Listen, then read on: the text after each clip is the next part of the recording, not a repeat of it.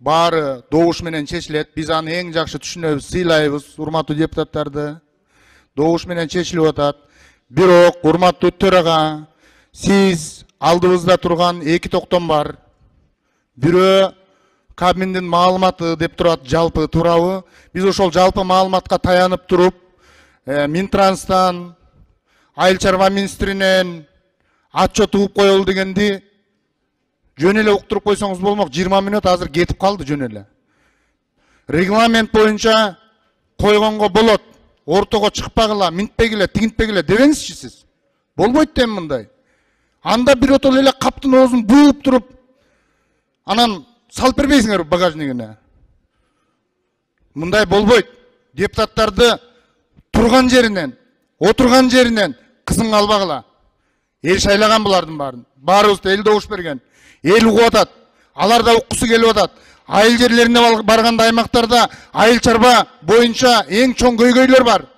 Жолдорубуз салынып атат. Ооба, өкмөт күнү түнү аракетин кылып президент баш болуп. Жолдорду куруп атат. Экономиканы көтөрөлү деп аракет кылып атат. Бирок жергиликтүү ошол жактагы салынып аткан жолдор, курулуп аткан имараттар кандай абалда курулуп атканын көрүп атабызбы? Көрүп атабыз биз барып көзүбүз менен. Элдер ошол жерде бүт баарын көзгө сайып көрсөтүп берип атат. Ошолор боюнча маалымат угуп койбойлубу? А эмнеге зашта кылып атабыз биз бул жерге отуруп алып? Дагы чыга алам да сүйлөйлү. Дагы айта алам да бүт баарынан да. Кайсыл жерде канчалык жонуп жолду жеп аткан Минтранстагы кызматкерлер боюнча сөз болуп атат. Айыл чарба багытында БСРлер, БДРлер, бүт баардык ирригация боюнча эң чоң көйгөйлөр болуп атат. Эмнеге жашырып жаап атабыз биз? Элдин көйгөйүн айта албай. Эшекте кылып отурабыз бул жерде. Эртең бизди эл барганда эмне деп айтат? Ооз ачып сүйлөй албагандан кийин эмнеге бардың деп айтат? Ушул жерге өкмөт келгенден кийин 10 мүнөт убакыттан 20 мүнөт убакытты кече кошуп фракциялардан бир депутатка деле 30 мүнөт убакыт бердик го. Не болуп кеттик мынчалык? Мындай болбойт урматтуу төрага. Калыс болуңуз. Сиз жогорку кеңештин төрагасысыз. Сиз өкмөттүн, президенттин төрагасы эмессиз. Мен сизге ушунтип айтып коеюн. Эгер жакшыраак түшүнүктүү болбой атса, кечирип коюңуздар. Рахмат. Урматтуу Мирлан Самый кожо, кече 30 мүнөт берсек, анын бардыгын добуш менен чечкенбиз. Ушул жерде добуш менен чечилди, добуш менен бүт бардыгы добуш менен чечилип атат. Мен силердин айтканыңарды бүт бардыгын добуш аркылуу чечип атам. Мен өзүм билип чечкен жокмун бардын. Көрүп билип туруп эле жөн эле сүйлөй бересиңерби? Суроолордуңар болсо бергиле. Эч ким бул жерде жабылып жашырган жок. Бардыгы келип отурат. Ачык суроо бергиле. Үчүнчү микрофон. Нурлан Тургунбекович, уруксат мага. Рахмат. Нурлан Тургунбекович. Урматтуу Нурламбек Тургунбекович, мындай эле кылсак болмок да, убакыт өзүбүз алып койдук. Азыркы күн тартибинде 3 маселе каралып атат. Мунун 2 маселесинде жогорку кеңештин тийиштүү комитеттери токтом иштеп чыгып, жогорку кеңештин токтом долбоору турат. Ал эми 3-чү маселе бул маалымат негизинде. Ал кандай маалыматтын негизинде? 2023 жылы 4 октябрында биз жогорку кеңеш токтом кабыл алып, бул токтом долбоору өкмөткө тапшырма бергенбиз.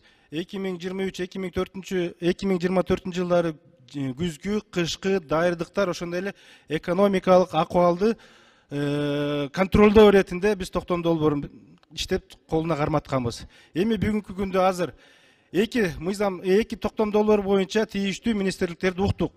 Эми үчүнчүсү Акылбек Үсөнбекович жакшы маалымат бердик. Бирок ошого байланыштуу жана жогорудагы айткан депутаттардын маселелерин деле ошонун негизинде чыгарып баяндама угуп койсок ашыкча болбойт эле.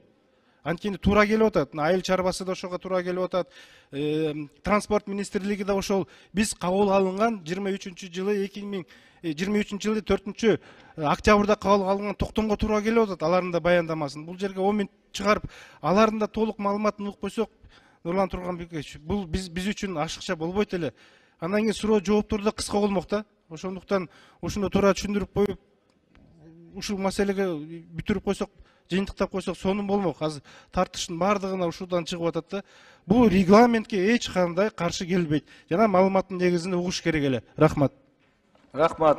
Сунуштар түшүп атат, мен добушка ирети менен коюп добуш менен чечип атпайм, урматтуу депутаттар. Башында ушундай күн тартибин кабыл алдык, ошонун негизинде кетип атпайбыз. Бакыт Эргешевич сөз сурап атат. Саламатсыздар, урматтуу депутаттар. Рамазан айында биздин мамлекетибизде жакшылыктар болсун, аманчылыктар болсун. Орозо кармагандар кабыл болсун, аманчылык болсун. Урматтуу депутаттар, биз отчеттон качпайбыз. Биздин министерство биринчилерден келип, 1 январда бул жерде сиздер менен чогуу жазгы талаа жумуштары менен маек жүргүзүп, суроо талаптарды сиздер койдуңар. Ошондо мына Аманкан Батыркебек комитеттен өткөзүп, бул жерде токтомду кабыл алып, ошол токтом негизинде биз ишти алып барып атабыз. Ошондо мына азыр мына карасам, 1 январда мага бир топ суроолор болгон экен. Азыр тизмеси турат. Ошон үчүн урматтуу коллегалар, бул жерде азыркы мына БДР, БСР боюнча, каналдар боюнча, өсүмдүктөр боюнча, жер семирткич боюнча баардык талап суроо негизинде биз жооп беребиз. Бүгүн биз тиги 3 маселе менен коюлган экен. Биз мындай кошумча келип сиздерге жооп бергенге даярбыз, урматтуу коллегалар. Эч качпайбыз сиздер менен. Бүт баары жакшынакай сиздерге жооп беребиз. Токтом негизинде иш алып баратабыз. Рахмат чоң. Рахмат, 5-чи микрофон. Урматтуу төрага Нурлан Турунбекович, эми биздин депутаттардын маселеси эки эле министерствода угуп коелу деген маселе болуп атат. Ушу эки министерстводун маалымат катары эле сунушка коюп койгузчу. Ошо менен эле чечилип калат маселенин баарычы. Эми 2 жолу сунушту добушка койдум, урматтуу депутаттар.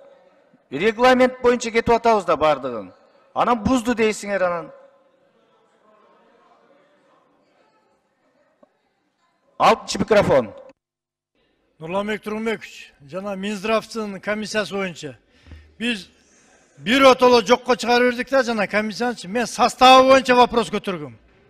Ушуну бүгүн карап, составын өзгөртүп, жана трайбалистик вопростор жаралбасын деген ойдо мен ошону ачык айттым. 100% жанакындай болуп калыптыр. Карап составын өзгөртүп бериңиздер, бүгүн бүтүрүп, өзүм төрагалыктан макул отказ берейин. Анан могул министрликтер боюнча жол транспорт министрлиги, Ноокаттын жолу маселе көп. Акылбек Тогузбаевич туура айтат. Ошол жакта 500 000 калк жашайт.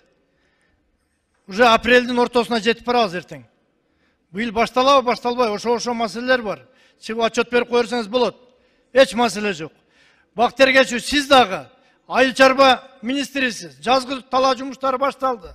Солярка барбы, дары барбы, эмне реформалар болуп атат, 10 минутка эч нерсе болмойт. Чыгып айтып койгула да.